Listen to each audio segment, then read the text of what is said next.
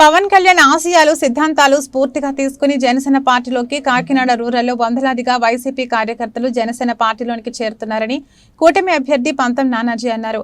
మంగళవారం కాకినాడ రూరల్ తూరంగి పగడాలపేటకు చెందిన 40 మంది వైసీపీ కార్యకర్తలు జనసేన పార్టీలోకి చేరారు. వారందరినీ పంతం నానాజీ గారు జనసేన పార్టీ కండువా కప్పి పార్టీలోకి ఆహ్వానించారు. కార్యకర్తలను కుటుంబ సభ్యులతో సమానంగా చూసుకుంటానని, ఏ కష్టం వచ్చినా ముందుండి నడిపిస్తానని ఆయన తెలిపారు.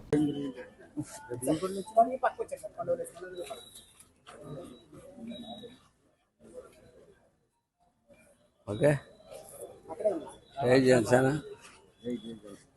జై జనసేన, జై జై జనసేన, జై జనసేన, జై జనసేన, జై జనసేన, జై జై జనసేన, జై జనసేన, జై జై జనసేన, జై జనసేన, జై జనసేన, జై జనసేన, జై జనసేన, జై జనసేన,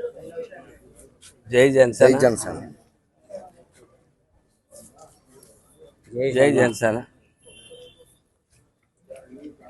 జనసేన, జై జనసేన, జై సంజన్, జై జనసేన, జై జనసేన,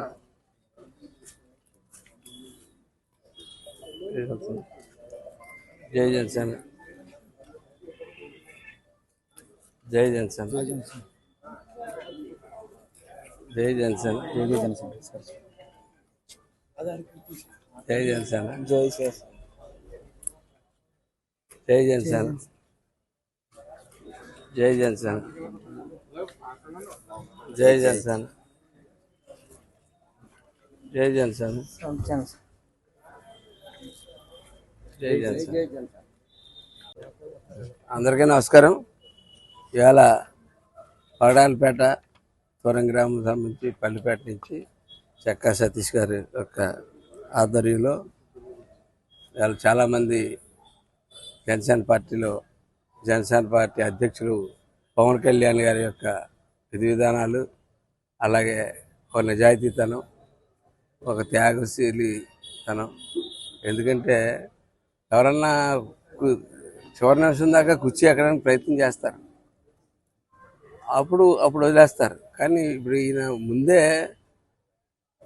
ఈ ప్రజలను కాపాడాలా, ఈ రాష్ట్రాన్ని కాపాడాలా. 10 సంవత్సరాల సమయం వృధాగా అయిపోయింది. గత 5 సంవత్సరాలుగా అయితే 15-20 సంవత్సరాలు వెనక్కి రాష్ట్రాన్ని తీసుకెళ్ళిపోయారు. ఇటువంటి సమయంలో ఖచ్చితంగా మనం నిలబడి ఇవాళ ఈ ప్రభుత్వాన్ని గద్దె దింపాలా అన్నటువంటి ఆలోచనతో పవన్ కళ్యాణ్ గారు ఇవాళ ఈ కూటమికి మద్దతు ఇవ్వడం జరిగింది. అలాగే అటువంటి వ్యక్తి వెనకాల నిలబడాలా, ఆ వ్యక్తి అనుకున్నటువంటి టార్గెట్ పూర్తి చేయడానికి మనం కూడా అందులో ఇదవ్వాలన్నట్టు ఒక ఆలోచనతో ఈ పగడాలపేట పల్లిపేట సంబంధించినటువంటి వాళ్ళందరూ సతీష్ గారి యొక్క ఆధ్వర్యంలో ఇవాళ జనసేన పార్టీ వెనకాల నిలబడతా ఉన్నారు. వారందరినీ కూడా స్వాగతిస్తా ఉన్నాం. వాళ్ళందరినీ మా కుటుంబ సభ్యుల కన్నా మెల్లగా చూసుకుంటామని చెప్పి మాటిస్తా ఉన్నాం. ఖచ్చితంగా వీరి యొక్క సేవలు వినియోగించుకుంటాం, పార్టీకి వినియోగించుకుని త్వరలో అధికారంలో రాబోతా ఉన్నాం. ఖచ్చితంగా అధికారంలో వచ్చిన తర్వాత యువత అందరికీ కూడా న్యాయం చేస్తామని తెలియజేస్తాం.